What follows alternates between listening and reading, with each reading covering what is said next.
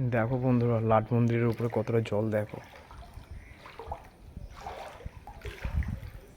চারিদিকে জল। আমাদের মায়ের কাছে আর জল উঠতে অল্প একটু বাকি আছে, অল্প অল্প একটু উঠে গেলে পরে মায়ের মন্দির ডুবে যাবে, কিন্তু মায়ের কাছে পৌঁছাবে না, শুধু মন্দিরের উপরেই উঠবে। দেখো